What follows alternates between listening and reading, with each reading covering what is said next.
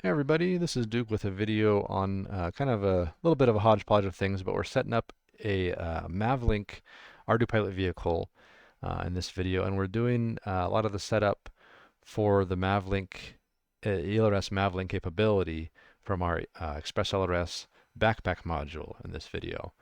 And so at this point, you should already have your receiver and transmitter bound, and you should already have updated the firmware on both the transmitter and receiver. So we're on the latest ELRS firmware, and they're bound together.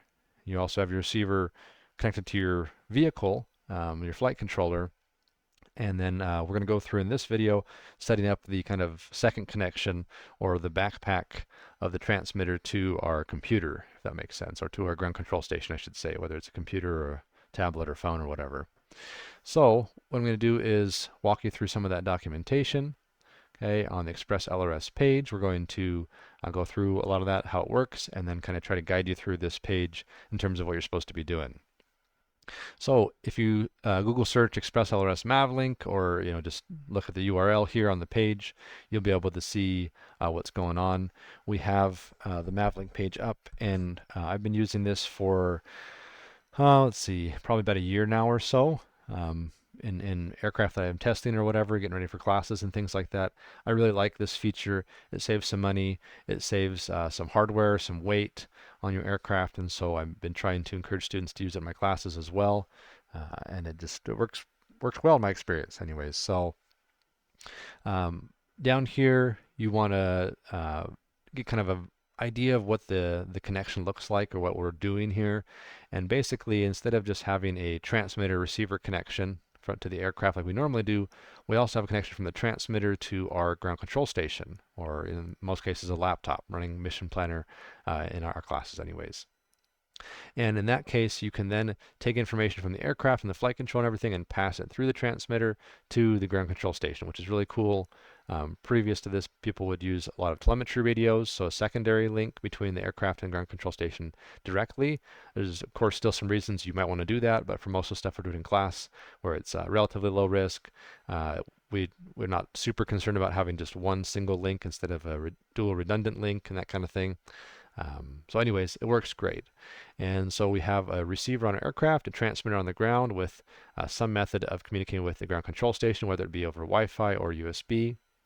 And then we get our full setup. So this is what I'll take out when I'm going to go test something out in the field. I'll take my laptop out, my transmitter, aircraft, and I don't need anything else really. I don't need a separate telemetry radio. I don't need a USB cable. I can do it over Wi-Fi here, and that works really great for me. So I'm really appreciative of the ELRS devs working on this project in the first place. Pretty cool to have that. All right, hardware requirements. We only need one pair of receiver and transmitter. We don't need a second pair, which would be a dual link, we could say, or a redundant link. We're just using an ESP ELRS transmitter and an ESP ELRS receiver, which is what most of the modern models are. That's what all of you will have. If you have bought a Radio Master Pocket or something like that, that'll be fine. We are using an internal TX module in this demonstration, so you'll need to use the TX backpack to connect to your ground control station via Wi-Fi. Okay.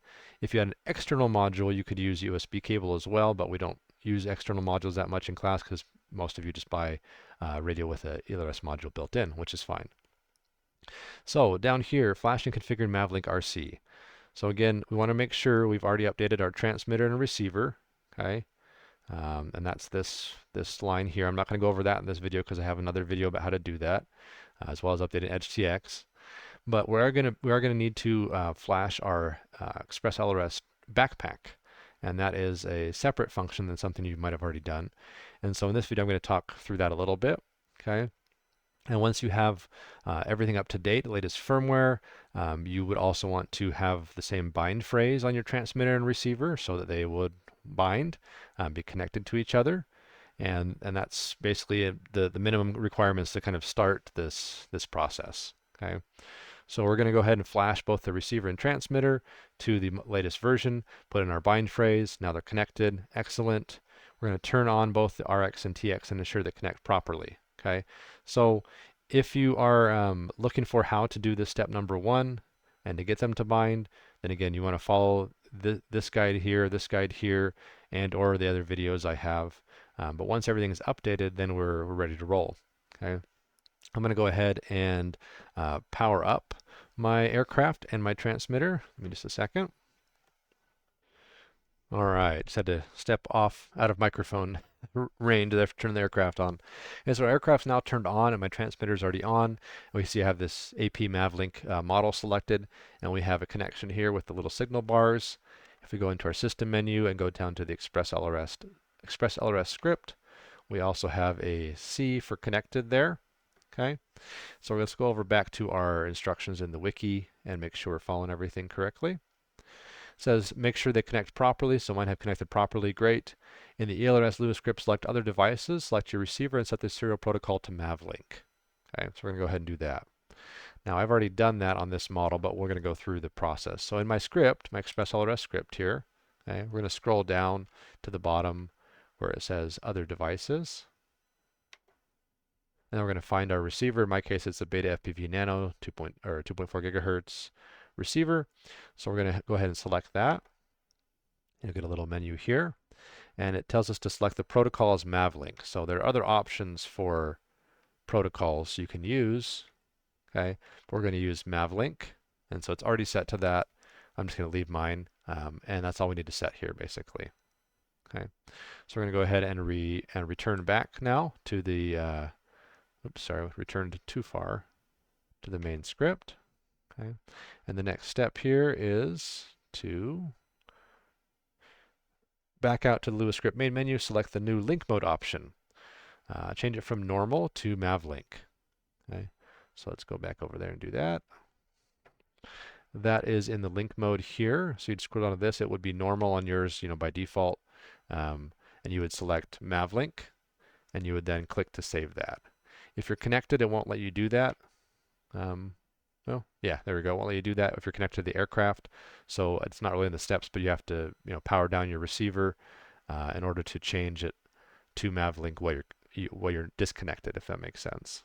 So I'm just going to press return. Mine was already set to Mavlink, so that's fine. Okay. All right, back over here. Now we're going to configure our usual power packet rate, etc. The telemetry ratio will be set to 1 to 2 and cannot be changed while in Mavlink mode. Okay, and then we're going to skip step 6. This is optional, we're not going to worry about that. Wire the RX to a free UART on your flight controller that is suitable for telemetry plus RC. A DMA capable UART is recommended. So back on our dot cam here.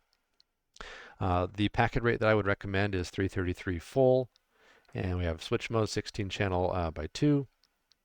So that's what I'd recommend, at least based on my reading and kind of asking questions and stuff on the ELRS Discord.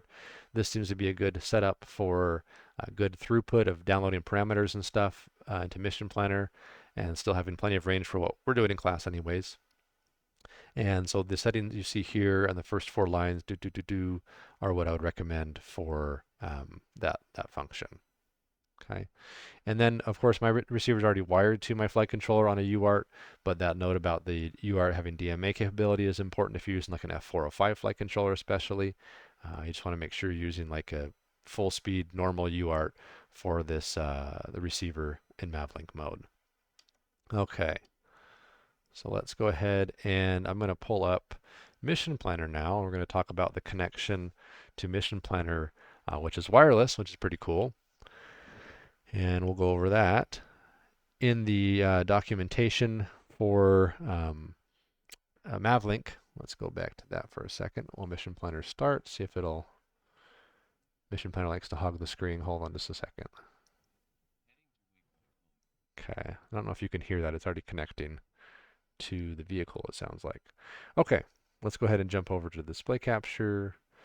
So we scroll down a little bit here. You have different setup between Ardupilot, PX4, iNav, and Betaflight. And so we're using Ardupilot in our vehicles, so these parameters, or these notes here, help you understand which parameters you need to adjust in order for the vehicle to communicate to the transmitter and the transmitter to the computer. Okay, so let's go over to Mission Planner here, and I believe we're connected already, which is nice. We should be seeing all that. Okay, good. So in the ExpressLRS documentation, it talks about configuring these serial port, baud, and RSSI type. So let's go ahead and just take a look at that in Mission Planner. And if you haven't dealt with Mission Planner very much yet, then I'm probably going a little bit fast, but that's okay. Serial, I think it's, I want to say serial 2. I think that's it on this one, yeah. Okay, so on my case, on my flight control that I have here, yours may be different. Serial 2 is the one that my receiver is connected to. That's the UART my receiver is connected to. And so I've adjusted serial 2 protocol to be 2, which is Mavlink 2. My serial baud to be 5.7. That's not correct. Oh, maybe I need to make an adjustment. I must have missed that. And then we have our RSSI type we'll look at in just a second. You see serial protocol here should be set to 2, serial baud should be set to 460, and RSSI type should be set to 5. So let's go back into Mission Planner and make sure this is the right serial port. I'm pretty sure it is. Oh no, it must be serial 1, my mistake. Okay, sorry about that. So we can see serial 1 on my flight control. Again, yours may be a different number. That's not really important for this, but whatever serial port your receiver is wired to, you want to select 2 as the protocol, 460 as the baud rate, okay? And then we're going to set RSSI type down here to 5, okay? And you'd be doing these settings probably over a USB connection to your flight controller because you need to change these settings to work in order for it to actually do the Wi-Fi connection. So we'll talk about that in a second. But once you set these 3 things here, okay, I would recommend power cycling the aircraft, power cycling your transmitter, just making sure everything's got a fresh start, the parameters have all saved and everything. And then you can connect your transmitter module to the computer using Wi-Fi. Okay, we're not going to use a USB cable. We can't use USB cable on our transmitters because they don't have an external module. They have an internal ExpressLRS module. Okay, down here a little bit, we kind of goes over a little bit more of the Wi-Fi connectivity, okay, which we're going to jump into right now before we actually connect to Mission Planner. Okay, so for TX modules, they have an onboard backpack. Okay, the Mavlink data can be sent and received via Wi-Fi, which is what we have. If we look at our radio, we don't have an external module. This is built-in ExpressLRS. We don't have a module back here in the back like this, doing ExpressLRS. So we cannot do a USB connection from the radio to the computer. We have to use Wi-Fi. And that's what we're talking about in this video, mainly because most of you have radios with built-in modules. So what we're going to do, let me go back over here. You want to make sure the TX backpack is running this version or later, and we're going to go into the backpack settings and scroll to telemetry and set it to Wi-Fi. Okay. Once you do that, then you're going to have a Wi-Fi network pop up, basically. And the Wi-Fi network SSID is right here, and the password is right here. Okay. We're not using home Wi-Fi on the backpack. We're not doing that version of this. We're just going to use the separate Wi-Fi access point. Okay. Then we're going to power things on, and they should have an active link. And then you can go ahead and go to Mission Planner and connect via Mission Planner. Okay, so let's go ahead and do those steps. So we're going to go into our ExpressLRS script, select it there. Okay, once it loads, we're going to go into Backpack. I'm going to go down to Telemetry right there. And it says Wi-Fi, and you can have other options there. There's ESP now and off. I guess are the 3 options. So you're going to make sure Wi-Fi is selected. You're going to click on that, and it will save. Okay? And then what you can do is you can go ahead and you can go back out to the main page. Make sure you have your aircraft powered on and your transmitter powered on. I would do like a power cycle again between setting that setting and trying everything. Mine's already connected, so I'm not going to worry about power cycling it, but you would then make sure that you powered up, got a connection here, and then the next step is to go and connect things on your computer. So we're going to go ahead and go into, let me go into Mission Planner here and disconnect, and I'll pull this up on there. Okay, so you can see my Mission Planner is connected right now via UDP 460800. Okay, that's how it connects when you're using the Mavlink but with ExpressLRS. But the method I used to do that was I first pulled up my Wi-Fi settings. I then found my ExpressLRS TX backpack here, and I connected to it. So let's go ahead and disconnect from it real quick. So if this kind of network doesn't show up for you, then you might want to go back and review the other steps. It could be a number of places where you've gone wrong, but we want the network to show up. You want to try to memorize what your network is because we're going to be in a classroom setting where other people's networks will be popping up as well. You don't want to connect to someone else's aircraft on accident. That could be kind of a problem. Want to make sure you know which one's yours. You're going to hit connect. It's not going to like actually connect to the internet. You're just connecting to the access point generated by your transmitter's backpack. Okay. Once you've connected there, you're going to go ahead and go up to the top in Mission Planner, and you're going to select, I'm going to go ahead and disconnect this for a second. You're going to select UDP. This might automatically happen, but if it doesn't automatically happen, you'll select UDP, and you'll select 460800 as the baud rate. Okay, it's not letting me click on the drop down for some reason here. And once you have both those selected, you'll then hit connect over here on the right, and it may ask you this question, enter local port, which the default is fine, 14550. You're going to say OK. And then it should start to connect to the aircraft. It's going to load the parameters. It might take a little bit longer than it does over USB, but it's still pretty quick in my opinion for loading all the parameters. And then once that finishes loading, you're connected to your aircraft wirelessly. So you can, look at settings, you can change parameters, you can read messages, all that kind of thing. I would recommend if you're going to download a log, you do it over USB still, as it will take quite a bit longer to download a log via telemetry compared to via USB. Okay. And my ESCs are now beeping at me because they've been sitting for a while. But you'll see that happen there. Let's go back over to this page. Okay. Let's see where to go. Yeah, there we go. So we connected it with Mission Planner, UDP, and then we use the port 14550. Okay.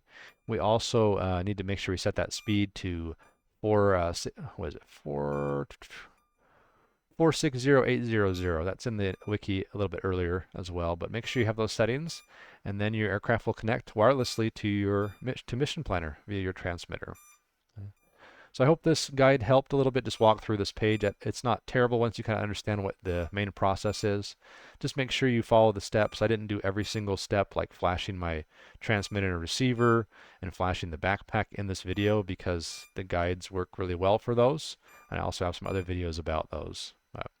Anyways, we'll look forward to getting this working out in the field and having that nice convenience setup. Thanks.